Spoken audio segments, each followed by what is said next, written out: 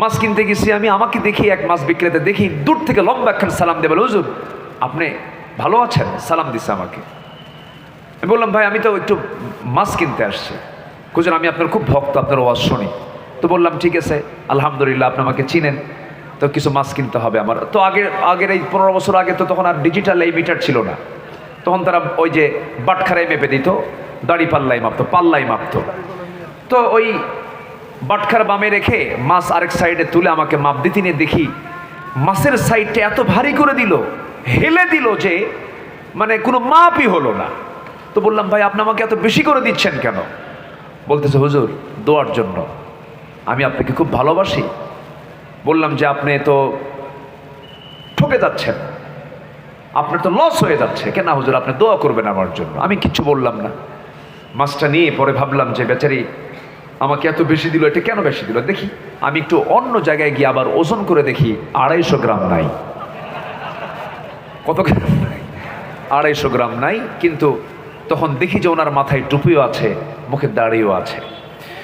তো আমি 250 গ্রাম নাই যখন দেখলাম, তখন ভাবলাম যদি হেলেই যদি এই হয় আর সমান সমান তাহলে কি হতো।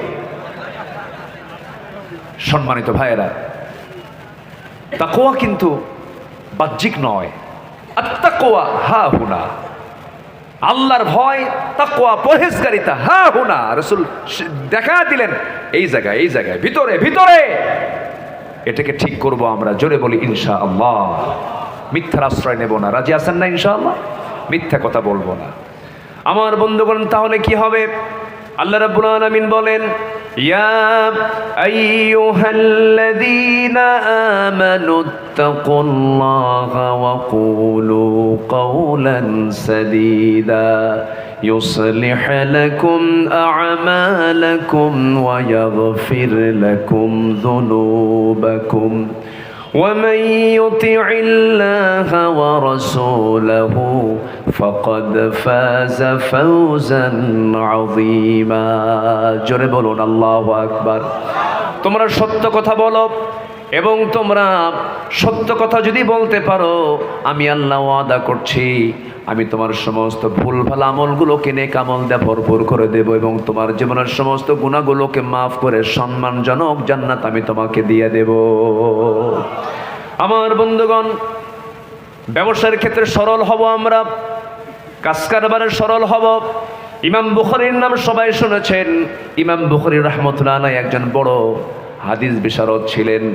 সবচেয়ে বড় সহিহ হাদিসের গ্রন্থ হলো বুখারী শরীফ, তার নামই নামকরণ করা হয়েছে। রাশিয়ার বুখারায় তার বাড়ি ছিল, এই জন্য তার নাম বুখারী। এই ইমাম বুখারী একজন ব্যবসায়ী ছিলেন, বিশাল ব্যবসা তিনি করতেন। কোন এক রাতের আধারে একটা ব্যবসায়ী টিম এসে তার কাছে কিছু পণ্য সামগ্রী, ব্যবসার কিছু মাল ছিল। বলা হলো, বুখারী এই মালটা আজকে রাতে দিলে পরে 500 দিরহাম বেশি লাভে আমি তোমার এই মালটা কিনে নেব, 500 দিরহাম বেশি লাভ দেব তোমাকে। ইমাম বুখারী বলেন, রাতের বেলা আমি আর কারবার করবো না, যাও চলে সকালবেলা আসো। সকালবেলা অন্য একটা ব্যবসায়ী টিম যখন তার সামনে এসে বলতেছে, ইমাম বুখারী এই মালটা যদি আজকে সকালবেলা দাও 1000 দিরহাম লাভ তোমাকে দেব, লাভ ধরায় দেব। ইমাম বুখারী বললেন, 1000 দিরহাম লাভ আমি তোমাকে লাভে তোমাকে বিক্রি করব না, কারণ মনে মনে নিয়ত করে ফেলেছি গত রাত্রিতেই 500 দিরহাম মূল্য আমি আমার এই মালটা ছেড়ে দেব, অতএব আমার 1000 দিরহামের প্রয়োজন নাই। সুবহানাল্লাহ বলা যাবে না? কি কথা কি বুঝতেছেন আপনারা? কথা বুঝতেছেন? জ্বালানি হুন্ডা কি লাইনে থাকে? পাম্পে থাকে? লাইনে থাকে? লাইনে থাকে? লাইনে থাকে। এটা সংকট। আমার মনে হয় একটা জরিপ আসলো, আমার কানে আসছে যে পাম্পে অন্যান্য সময় নর্মালি সপ্তাহে যত লিটার লাগতো এখন তার ডাবল লাগে। মানে মানুষও কিছু সমস্যা হয়ে গেছে, মানুষের ভিতরে কিছু ছটফটানি শুরু হয়েছে, মনে হয় এটা খাবে, এরকম একটা ভাবসাব। তো কৃত্রিম একটা সংকট যদি কেউ তৈরি করে ফেলে, যদি কেউ কৃত্রিম সংকট তৈরি করে ফেলে, যারা নিত্য প্রয়োজনীয় জিনিসের যারা স্টক করবে, যারা হেতেকার করবে, মজুতকরণ করবে, তাদের প্রতি লানত করেছেন স্বয়ং কে? আসতে বলবেন না কে? এটা কি সততার দৃষ্টান্ত? না, এটা সৎ ব্যবসায়ের দৃষ্টান্ত এটা নয়। সম্মানিত ভাইয়েরা, সম্মানিত বন্ধুগণ, আল্লাহওয়ালা জাতি যদি হয়ে যায়, তখন দেখবেন যে এই ক্রাইসিসগুলো থাকবে না। বান্দার মধ্যে শর্ত হলো থাকতে হবে কার ভয়? আসতে বলবেন না, কার ভয়? আল্লাহর ভয়। নাম্বার 4 হচ্ছে অন্যায়ের ব্যাপারে আপোষহীন থাকতে হবে। এটা হচ্ছে পরহেজগার বান্দার অন্যতম বৈশিষ্ট্য। নিজে অন্যায় করবে না, কাউকে অন্যায় হতে দেবে না। মান ইবনে জাদিয়া নামে একজন ব্যক্তি সাইয়েদনা ওমর ফারুকের শাসন আমলে রাষ্ট্রের সিলমহল চুরি করে সে বেশ কিছু টাকা, রাষ্ট্রের মাল কিছু সে তসরুফ করে ফেলে, ধরা পড়ে। ওমর ফারুক বললেন, ওর শাস্তি কেউ দেবে না, আমি ওর 100 দিন, ওকে আমি 100 দররা 100 বেত্রাঘাত করব। তো চোরদের পক্ষেও কিছু লোক থাকে। মান ইবনে জাদিয়ার পক্ষে 3 জন ব্যক্তি সুপারিশ করতে আসছে। ওমর ফারুক বললেন, এর 100 বেত্রাঘাত মারা হয়েছে না, ওই 3টার 100 বেত্রাঘাত সমান করে মারো। আল্লাহু আকবার বলেন। অন্যায়ের ক্ষেত্রে আপোষহীন হব আমরা, জোরে বলি ইনশাআল্লাহ। আল্লাহ রাব্বুল আলামিন বলেন, ولا تركنوا إلى الذين ظلموا فتمسكم النار وما لكم من دون الله من أولياء ثم لا تنصرون। জোরে বলুন আল্লাহু আকবার, আরো জোরে বলুন আল্লাহু আকবার। নাম্বার 5 হলো সর্বোচ্চ পদে থেকেও মানুষের প্রতি রহম দিল থাকা। এমপি হওয়ার আগেও যেমন, এমপি হওয়ার পরেও তেমন, চেয়ারম্যান হওয়ার আগেও যেমন, চেয়ারম্যান হওয়ার পরেও তেমন। আপনারা আবার মন খারাপ করেন না, জাস্ট আমি বোঝানোর জন্য বলতেছি। নেতা হওয়ার আগেও যেমন, নেতা হওয়ার পরেও তেমন, তার মধ্যে কোনো পরিবর্তন আসবে না। বরঞ্চ আল্লাহওয়ালা যদি হয়, ক্ষমতা পাওয়ার আগে যতটুকু ভালো ছিল, ক্ষমতাও পাওয়ার পর তার অবস্থারও খারাপ হয়ে যাওয়ার কথা। যেমন খারাপ হয়ে গিয়েছিল ওমর ফারুক রাদিয়াল্লাহু আনহুর ভিতরে। যখন তিনি খলিফা হয়েছেন, দিন দিন শুকায়া যান, অসুস্থ হয়ে পড়েন। তাকে বলা হলো, সাইয়েদনা ওমর, আপনি দিন দিন শুকায়া যাচ্ছেন কেন? তিনি চোখের পানি মুছতে মুছতে বলছেন, কাঁদতে কাঁদতে বলছেন, আহারে, তোমরা যে আমাকে দায়িত্বটা দিয়েছো, এই দায়িত্বই আমাকে স্বাস্থ্যহীন বানায় দিয়েছে। রাতে বেলা ঘুমাতে পারি না। রাতের আধারে তিনি বের হতেন প্রত্যেক রাতে জনগণকে দেখার জন্য। কোন এক রাতের আধারে তিনি এক প্রত্যন্ত অঞ্চলে চলে গেলেন। এক বৃদ্ধা নারীকে একটা কুটির ঘরে দেখতে পেলেন। তার সামনে গিয়ে দাঁড়িয়ে বলছেন, মা কেমন আছেন? ভালো নাই কেন? ওমরে ফারুক শাসন করতে হয়েছে, দেখতে আসে না, খলিফা তেমন ভালো না, আমি তার প্রতি নাখোশ হয়েছি। ওমরে ফারুক বললেন, নিজের পরিচয় গোপন করে বলছেন, বুড়িমা, এত দূরে কি ওমরে ফারুক আসতে পারে নাকি? অনেক দূরের পথ এটা। এবার বুড়িমা শক্ত গলায় বলতেছে, এত দূর যদি মনে হয়, খলিফা হওয়ার দরকার কি ছিল? খলিফা হওয়ার দরকার কি? খলিফা হওয়ার দরকার ছিল? উনি কেঁদে ফেললেন। উনি তো অ্যারেস্ট হয়ে গেলেন মহিলার কাছে। এবার বলছেন, মা, তাহলে আমি আপনার কাছে ক্ষমা চাচ্ছি। তার পক্ষ থেকে নিজের পরিচয় দিলেন না, নিজের পরিচয় গোপন করছেন। এবারে তিনি বলছেন, ওমরে ফারুককে মাফ করার জন্য আপনি কি চান? আপনি যদি টাকা পয়সা চান, আপনাকে টাকা পয়সা দেওয়া হবে। এক পর্যায়ে বুড়িমা বলতেছে, বুড়িমার কাছে বলতেছেন, ওমরে ফারুক, আমি আপনাকে 25 দিরহাম দেবো, 25 দিনার দেবো। আপনি কি খুশি নাকি? আমি খুশি। ইতিমধ্যে তারা সফর সঙ্গে ছিলেন সাইয়েদনা আলী। সাইয়েদনা আলীকে ডাক দিচ্ছেন, আলী এইদিকে আসো। তিনি বলছেন, আমিরুল মুমিনিন ওমরে ফারুক, আমি আসতেছি। এই কথা হঠাৎ করে মহিলার কানে চলে গেছে। ওমরে ফারুক, এই লোকটা, আমি কার সঙ্গে কথা বলি? থরথর করে কাঁপে। আর মহিলা বলে, হুজুর, আমিরুল মুমিনিন, আমার ভুল হয়ে গেছে, আপনি আমাকে মাফ করে দেন। ওমরে ফারুক বলছেন, বুড়িমা, আপনি আমাকে চিনতে পেরেছেন, ভালো কথা, কিন্তু মাফ আপনি চান কেন? মাফ আমি আপনার কাছে চাই, আপনি আমাকে মাফ করে দেন। আমি আপনাকে 25 দিরহাম দিয়ে দিলাম, আপনি আমাকে লিখে দেন। ইতিহাস লেখে, নিজের জামা ছিঁড়ে ফেললেন, সেই জামার কাপড়ে লিখে নিলেন 25 দিরহামের বিনিময়ে সমস্ত অভিযোগ আমি সব উড্র করে নিলাম। সেই চিঠিখানা নিয়ে বাড়িতে এসে বললেন, সন্তানদেরকে শোনো, যেদিন ওমর দুনিয়া থেকে বিদায় নিয়ে নেবে, যেদিন ওমর কবরের বাসিন্দা হয়ে যাবে, সেই দিন আমার কাফনের কাপড়ের সাথে এই চিঠিটা তোমরা দিয়ে দিবা। এই চিঠিখানা নিয়ে আমি আল্লাহর আদালতের সামনে দাঁড়িয়ে বলবো, আল্লাহ, এই যে চিঠিখানা দেখো, তোমার বান্দাদের প্রতি কোনো জুলুম করে নেই, বরং আমার পক্ষে এই চিঠিখানা তারা লিখে আমাকে দিয়েছে। আল্লাহ যেন সেই কঠিন মুসিবতের দিন, বিচারের দিন যেন আল্লাহ পাক আমাকে মাফ করে দেন। যেরকম সুবহানাল্লাহ। আমার বন্ধুগণ, প্রথম খলিফা আবু বকর সিদ্দিক রাদিয়াল্লাহু আনহু যখন খলিফাতুল মুসলিমিন হলেন, এক বুড়ি মহিলা বারবার কান্নাকাটি করে। ওই বুড়ির বাড়ি আর আবু বকরের বাড়ির পাশাপাশি। ওই মহিলার কেউ ছিল না, স্বামী নাই, ছেলে নাই, মেয়ে নাই, বৃদ্ধা মানুষ, চোখ দিয়েও দেখে না তার খেদমতটা করবে কে। প্রতিবেশী হওয়ার কারণে প্রত্যেক রাত্রে আবু বকর সিদ্দিক রাদিয়াল্লাহু তার খেদমত করে আসতেন। তার কাপড় চোপড় ধুয়ে দেওয়া, তার রান্না বান্না করে দেওয়া এবং তার খাবার টাবার ধুয়ে দেওয়ার সমস্ত দায়িত্ব তিনি পালন করতেন। কিন্তু খলিফা যখন হলেন, ওই মহিলার কানে যখন চলে গেছে, কান্নাকাটি করছেন মহিলা, কিন্তু সন্ধ্যাবেলায় হাজির। আবু বকর বলছেন, ও বৃদ্ধা নারী, আপনি কান্দেন কেন? আবু বকর খলিফা হওয়ার আগে যে খেদমত করেছে, খলিফা হওয়ার পর আপনার সেই খেদমত করে যাবে। কোনো টেনশন করার দরকার নাই আপনার। ইতিহাস লেখে একটা না 2 বছরও তিনি খেলাফতের দায়িত্ব পালন করেছেন, প্রতিবেশীর হক আদায় করেছেন। এবার তিনি মারা গেলেন। এখন ওই মহিলা বেঁচে আছেন, কিন্তু তার খেদমতটা করবে কে? মহিলা জানে না। প্রথম খলিফা ইন্তেকাল করেছেন, দ্বিতীয় খলিফার খেলাফত প্রতিষ্ঠা হয়ে গেছে। ওমর ফারুক জানলেন ওই মহিলাকে দেখার মতো কেউ নাই, তিনিও করলেন কি সন্ধ্যার সময় আবু বকরের মতো তিনিও খেদমত করার জন্য ওই মহিলার ঘরের মধ্যে ঢুকলেন। ঘরের মধ্যে ঢুকে তার খেদমত করে আসলেন, কিন্তু মহিলা জানেন না আমার আবু বকর মারা গেছেন। খাদেম চেঞ্জ হয়ে গেছে, খলিফা চেঞ্জ হয়ে গেছে। ঘরের মধ্যে ঢুকি সমস্ত কাপড় চোপড়গুলো ধুয়ে দেওয়া, খাবার রান্না বান্নাগুলো করে দেওয়া, ফলমূলগুলো ধুয়ে দিয়ে ওমর ফারুক ঘর থেকে বের হয়ে আসলেন। সামনে খাবার নিয়ে যখন বুড়িমা বসেছেন, একটা খেজুর যখন মুখে নিয়েছেন, খেজুরের মুখে নেওয়ার সঙ্গে সঙ্গে দাঁতের নিচে খেজুরের বিচি পড়ে গেছে। তখন তিনি বলে ফেললেন, ইন্না লিল্লাহ, আমার বিশ্বাস আমার আসল খাদেম আবু বকর দুনিয়াতে নেই, সে দুনিয়া থেকে বিদায় নিয়েছে। কারণ আমার আবু বকর যখন খেজুরটাও যখন আমার সামনে ধুয়ে দিত, শুধু খেজুর ধুয়ে দিত না, আমি বুড়া মানুষ, আমার খেতে যেন কষ্ট না হয়, খেজুরের বিচিস পর্যন্ত সে সরাইয়া দিয়ে আমার শুধু খেজুরগুলো আমার হাতে আমার সামনে দিয়ে দিত। জোরে বলেন সুবহানাল্লাহ। আমার বন্ধুগণ, তাহলে মুত্তাকি বান্দার বৈশিষ্ট্য হবে সর্বোচ্চ পদে থেকেও যা, না থেকেও তাই। তার যে খেদমত, তার যে উদারতা, তার যে আচরণ, তার যে স্বভাব একই রকম থেকে যাবে। আমার বন্ধুগণ, এরপরে নাম্বার 6 হলো অন্যের সম্পদ এবং হক লঙ্ঘন থেকে ওই বান্দা নিজেকে পরহেজ রাখবে। জান্নাতি বান্দার বৈশিষ্ট্য হবে এটা। কারণ আল্লাহ রাব্বুল আলামিন সুন্দর করে বলছেন, ইন্নাল্লাহা ইয়া'মুরুকুম আন তুআদ্দুল আমানাতি ইলা আহলিহা وَإِذَا حَكَمْتُمْ بَيْنَ النَّاسِ أَن تَحْكُمُوا بِالْعَدْلِ إِنَّ اللَّهَ نِعِمَّا يَعِظُكُم بِهِ। জোরে বলুন আল্লাহু আকবার।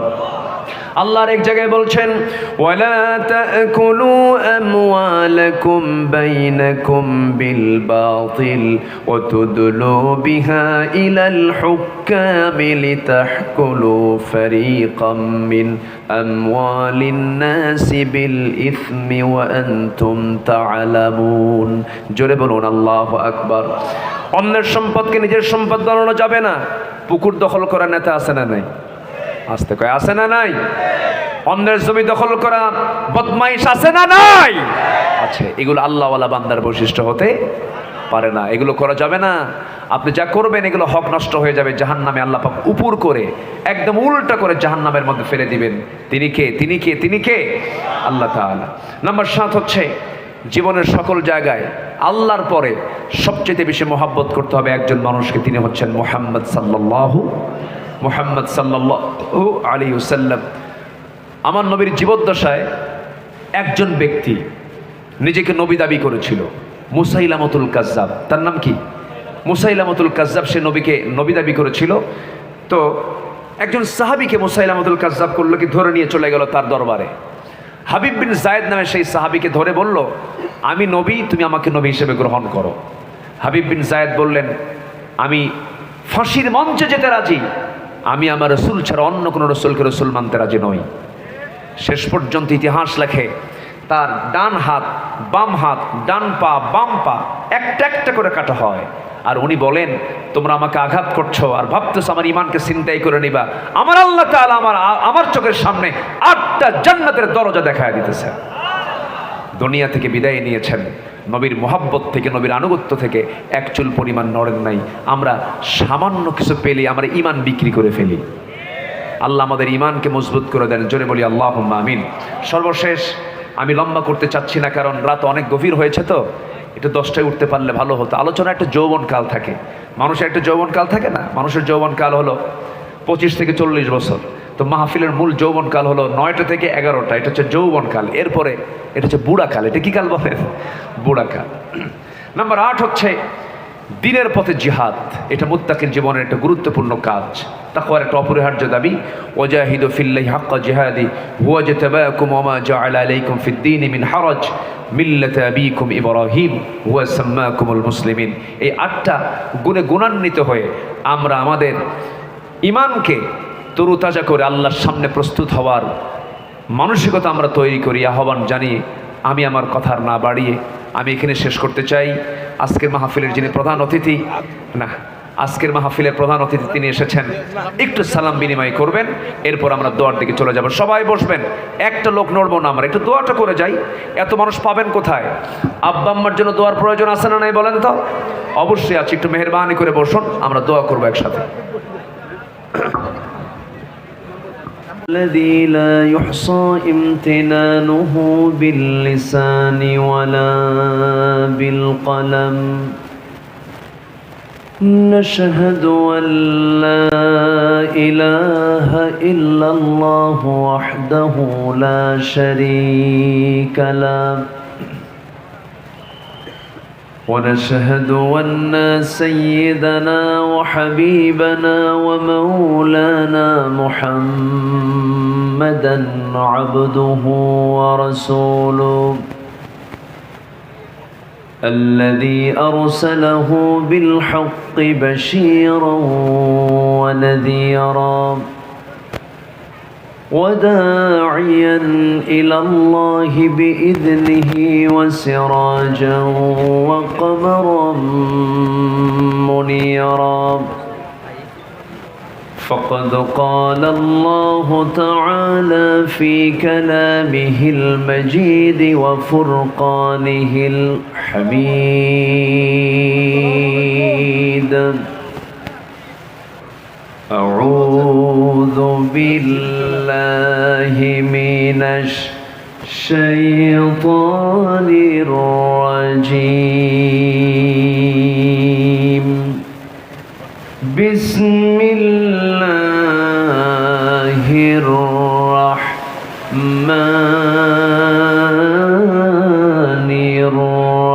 الرحيم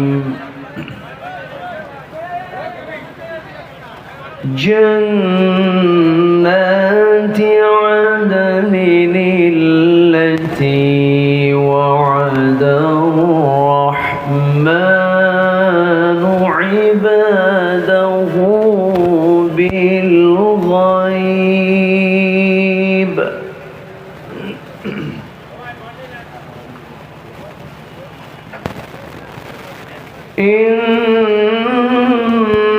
إنه كان وعده مأتيا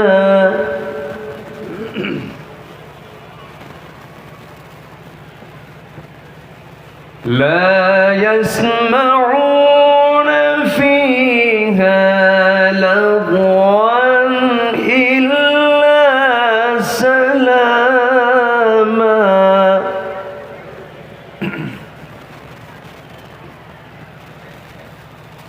ولهم رزقهم فيها بكرة وعشيا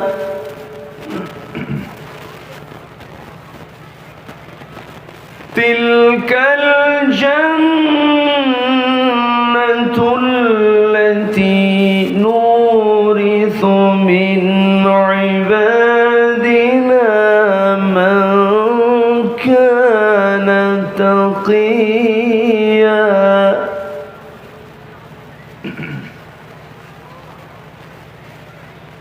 تلك الجنة التي نورث من عبادنا من كان تقيا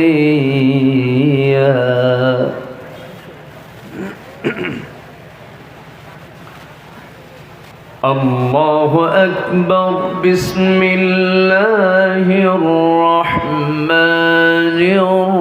الرحيم إن الله وملائكته يصلون على النبي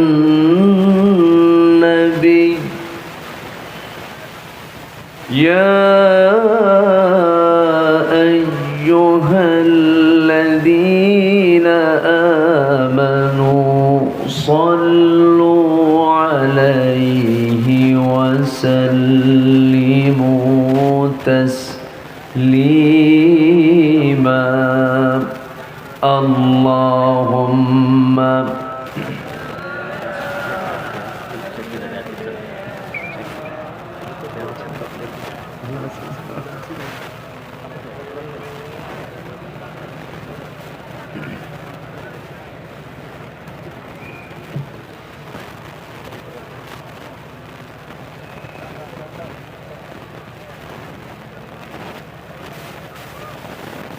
একটু আওয়াজ দিয়ে নবীর প্রেমে মাতোয়ারা হয়ে জবান খুলে সবাই বলুন আল্লাহুম্মা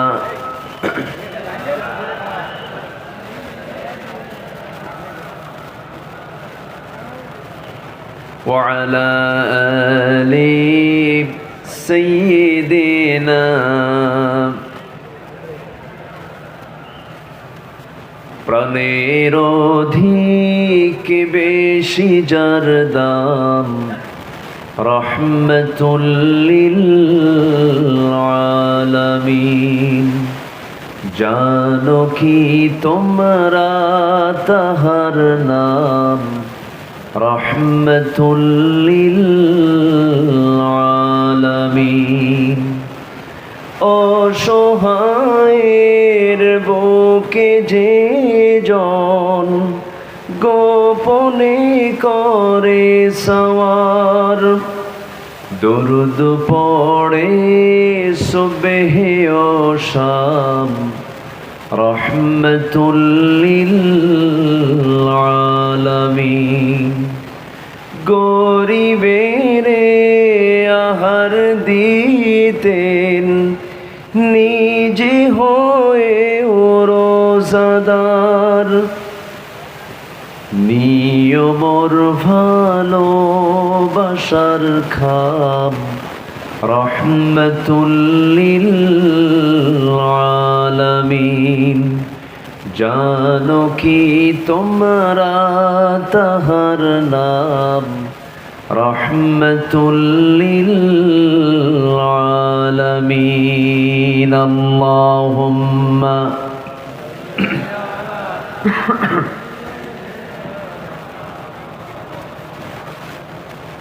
وعلى آل سيدنا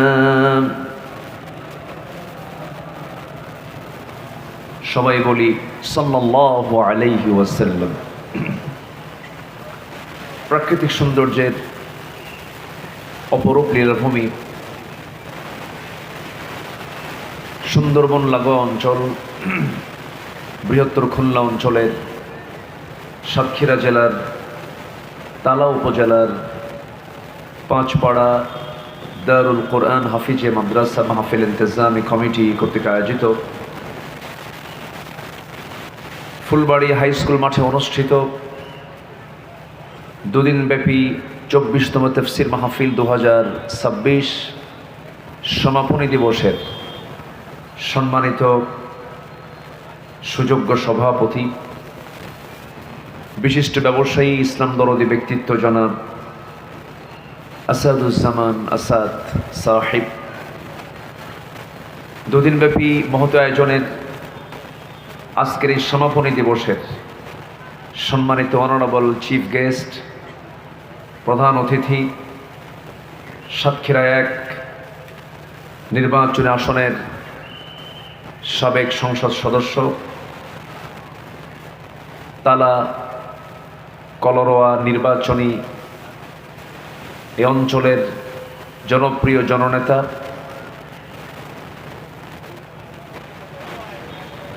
জনাব হাবিবুল ইসলাম হাবিব সাহেব, বরেণ্য অতিথি রায়হান হোসেন, কথা বলেছেন মাওলানা মাসুদ রেজা বিন আজিজুর রহমান, আমার স্নেহধন্য অনুজ মাওলানা রবিউল ইসলাম সহ উপস্থিত হাজারাত উলামায়ে কেরাম, ফদলায়ে ইজম, সুশীল সমাজ, জাতির শ্রেষ্ঠ সন্তান, শিক্ষক মণ্ডলী, জাতির বিবেক সাংবাদিকবৃন্দ, প্রশাসনের দায়িত্ব নিয়োজিত কর্মকর্তাবৃন্দ, সামনে উপস্থিত দূরে কাছের বিভিন্ন স্থান থেকে ছুটে আসা তাওহীদের পতাকাবাহী, কালেমার ঝান্ডাবাহী, দ্বীন ইসলামের নরসারদুল বীর মুজাহিদ, প্রাণ প্রিয় সম্মানিত দ্বীনি ভাইরা, আড়ালে বসে আছেন শ্রদ্ধেয়া সম্মানিতা মা বোনেরা, আলোচনার সূচনায়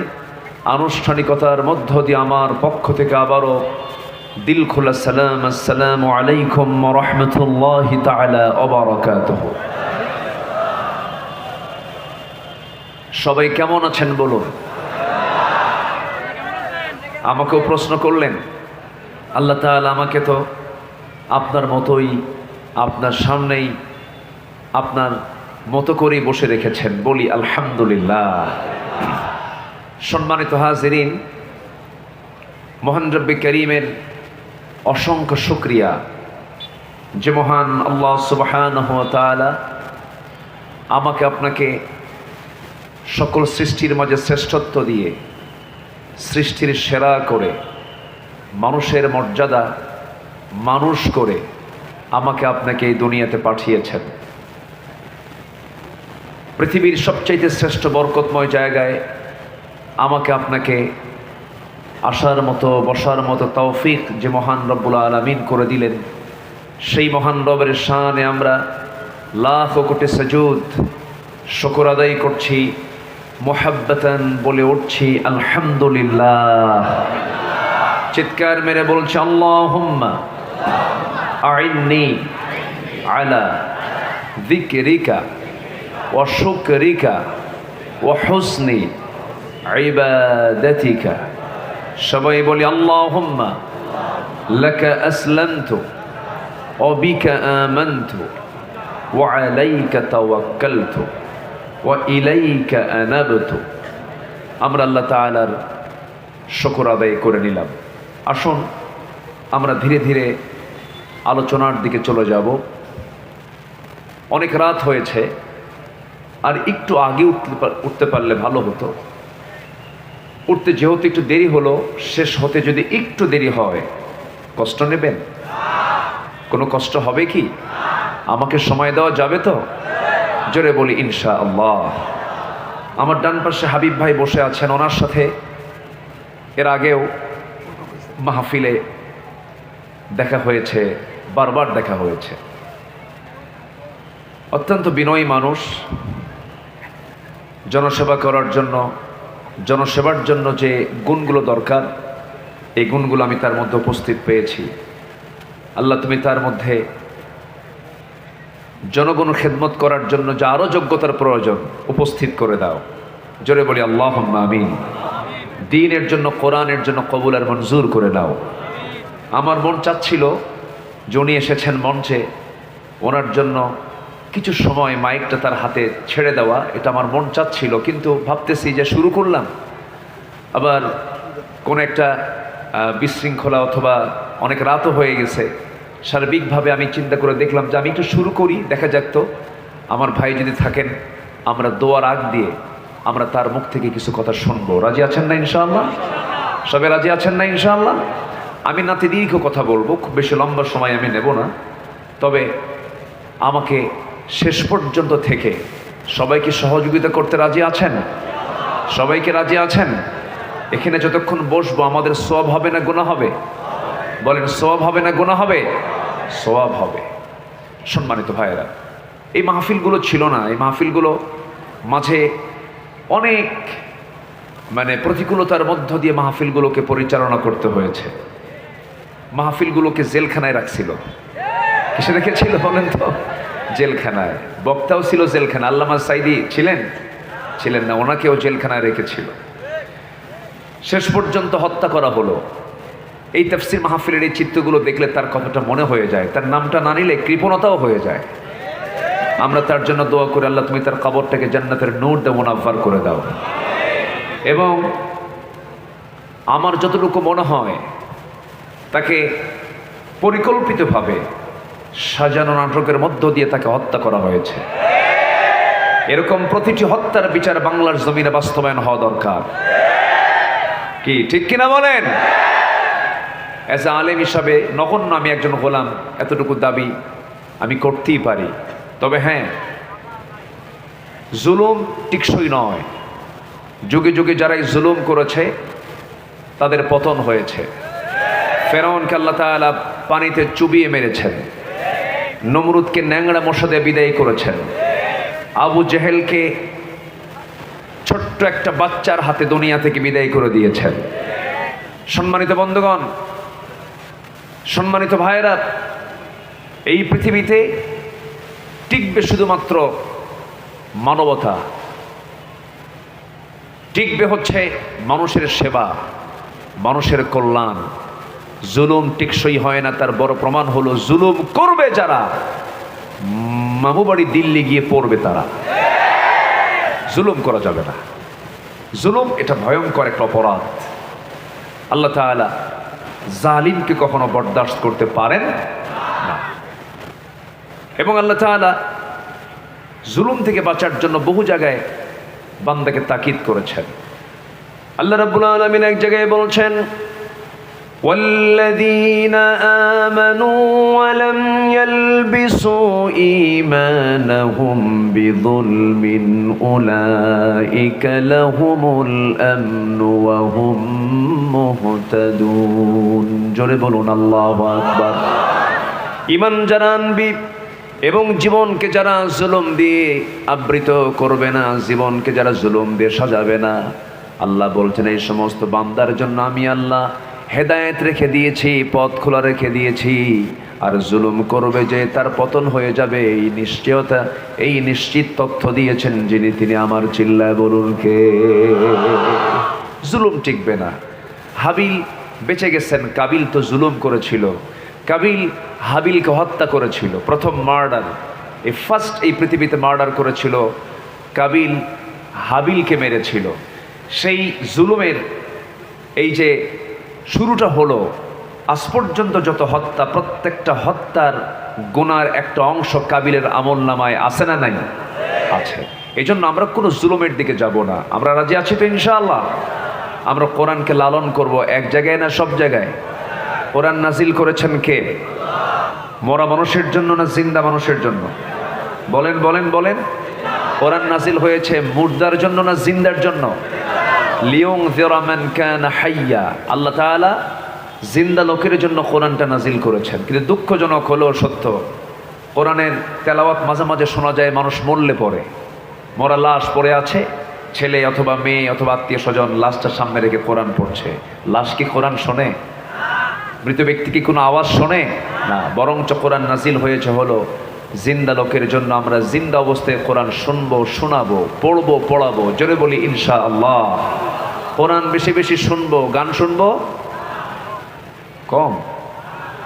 গান শুনবেন, এটা আবার কেমন কথা? অশ্লীল কোনো গানের কাছে যাওয়া যাবে না। গান মানুষকে চরিত্রহীন বানায়, অশ্লীল গান মানুষকে নিফাকতার দিকে নিয়ে চলে যায়। সম্মানিত বন্ধুগণ, দুটা জিনিস একসঙ্গে চলে না। অন্ধকার এবং আলো একসাথে থাকেও না। আলো যখন চলে আসে অন্ধকার কি হয়ে যায়? দূর হয়ে যায়। সম্মানিত ভাইয়েরা, সে আলো থেকে, সে কোরআন থেকে আমি কিছু কথা বলতে চাচ্ছি। আমি যেখান থেকে তেলাওয়াত দিয়ে শুরু করেছি, আল্লাহ রাব্বুল আলামিন বান্দার জন্য সবচাইতে বড় প্রাপ্তি হলো বান্দাকে জান্নাত দিবেন। জোরে বলি সুবহানাল্লাহ। এই বিশ্বাস সবার আছে তো নাকি? আমাদের মৃত্যুর পরবর্তী ঠিকানা আমরা কি পেতে চাই বলেন? বলেন কি পেতে চাই? জান্নাত। জান্নাতটা কি ছোট হবে না বড় হবে? কেমন বড় হবে বলেন? সর্বনিম্ন, মানে সবচেয়ে ছোট জান্নাত, সর্বনিম্ন জান্নাত যাকে দেওয়া হবে সেটি হবে হলো 10টা পৃথিবীর মতো একটা জান্নাত। মনে হয় ছোট হয়ে গেছে। জোরে বলেন সুবহানাল্লাহ। কয়টা পৃথিবীর মতো? 10টা পৃথিবীর মতো একটা জান্নাত আল্লাহ তাআলা বান্দাকে দিবেন। কিন্তু বান্দা তো বিড়ি খাওয়াই ছাড়ে না। বান্দা এত বিড়ি খায়। আমি আজকে কুষ্টিয়া দিয়ে আসতেছিলাম। কুষ্টিয়াতে তামাকের আবাদ হয় না? প্রচুর আবাদ হয়। এই তামাকের গাছ যারা দেখছেন, তামাকের গাছ কিন্তু খুব তরু তাজা, পাতাগুলো এত সুন্দর সজীব, একদম সজীব সবুজ পাতা, এত ওই যেরকম লাউ গাছ যেরকম আছে, লাউ গাছের পাতা যেমন না, হ্যাঁ একদম, হ্যাঁ সুন্দর, বড় বড় পাতা, সবুজ পাতা। তো আমি একদিন মনে মনে চিন্তা করলাম যে এই পাতাগুলো, এই গাছগুলো লাগাইছে যারা, তারা তো বেড়া দেয় না, এর তো কোনো গার্ড ওয়াল নাই, এগুলো কি গরু ছাগল খায় না? তো আমি একজনকে জিজ্ঞাসা করলাম, ভাই এই যে তামাকের গাছগুলো আপনারা বেড়া দেন না, এ তো গরু ছাগল খেয়ে ফেলার কথা, কুত্তাও খায় না। এই তামাকের পাতার ক্ষতিকর দিক ছাগল বোঝে, গরু বোঝে, জীবজন্তু বোঝে না কে? আল্লাহ এই জন্য এক জায়গায় একটু গালি দিয়েছেন, থ্রেট দিয়েছেন। গালি শব্দটা বলবো না, এই ক্যামেরাম্যান আমার কথাটা আবার এই যে গালি শব্দটা আল্লাহ না, আল্লাহ তাআলা এক জায়গায় থ্রেট দিচ্ছেন, শক্ত করে বলছেন। কি বলছেন?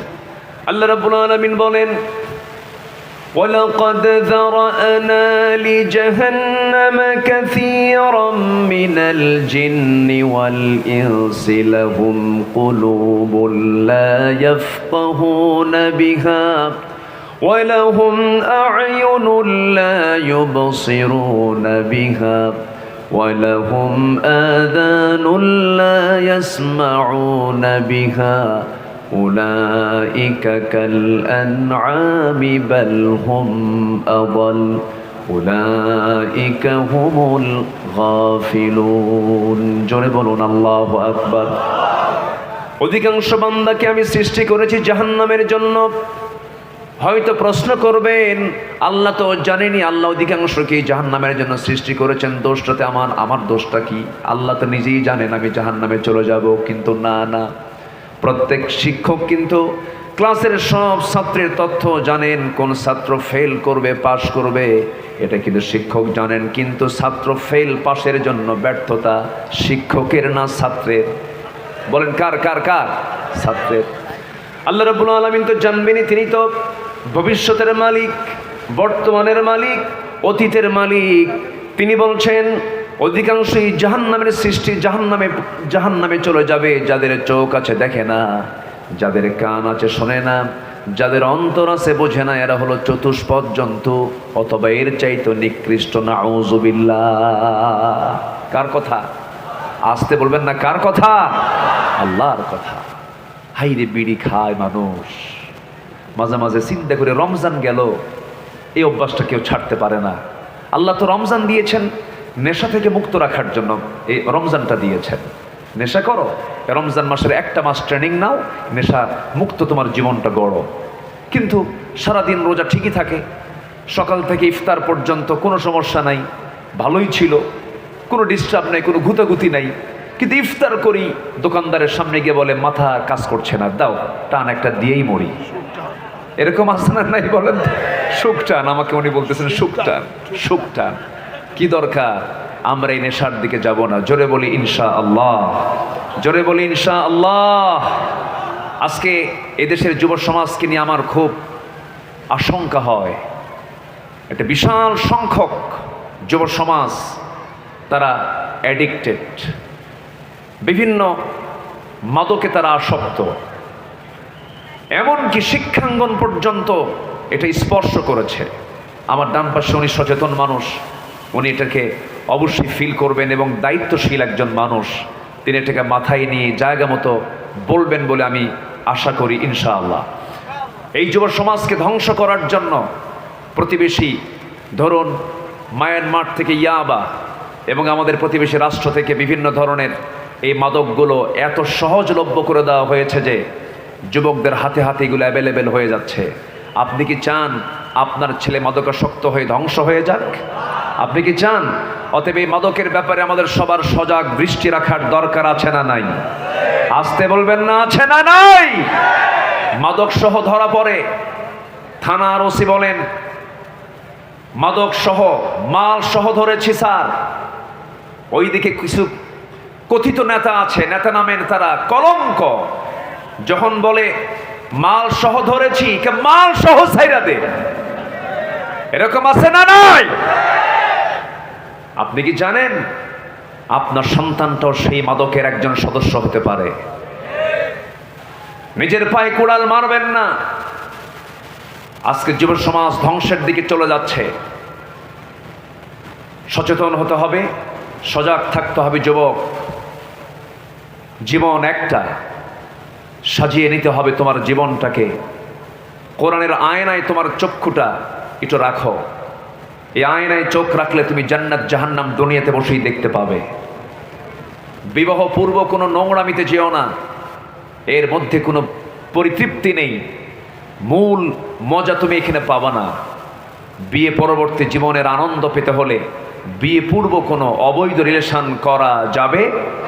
আসতে বলবেন না, যাবে? যাবে না।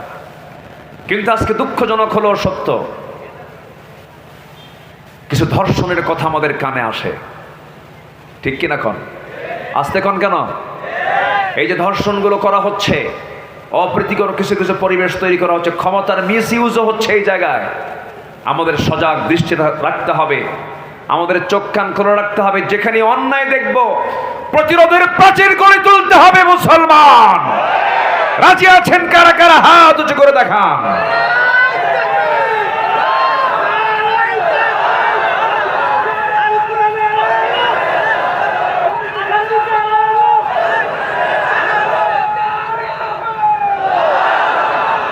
এই পাক ভারত মহাদেশ, এই সাবকন্টিনেন্ট শাসন করেছে এক সময় মোগলরা। মোগল বংশের যিনি মূল স্থপতি জহিরুদ্দিন মোহাম্মদ বাবর, তার ছেলে সম্রাট আকবর, হুমায়ুন, শাহজাহান, আওরঙ্গজেব, এরপরে বাদশাহ জাহাঙ্গীর, এই সমস্ত বাদশারা তারা বাদশাহী করেছে এই উপমহাদেশে। সেই কাবুলে তাদের বাড়ি ছিল। এর মধ্যে একজন বাদশার কথা মনে হলো, বাদশাহ জাহাঙ্গীর। সেই সময় তিনি এই উপমহাদেশের তিনি একজন বিশাল বড় একজন নেতা, তিনি রাজা, তিনি মোগল সম্রাট। তার দরবারে বসে আছেন এক হিন্দু মহিলা, বৃদ্ধা নারী। তার শরণাপন্ন হয়ে তার দরবারে গিয়ে বসে চোখের পানি ফেলে ফেলে কান্দে। বাদশাহ জাহাঙ্গীর বললেন, আপনি কান্দেন কেন? সমস্যা কি? উনি বললেন, জাহাপনা, আপনার রাজত্বের আমি একজন নাগরিক, আমার কি স্বাধীনতা নেই? কেন, কি হয়েছে মা বলুন? বলতেছে যে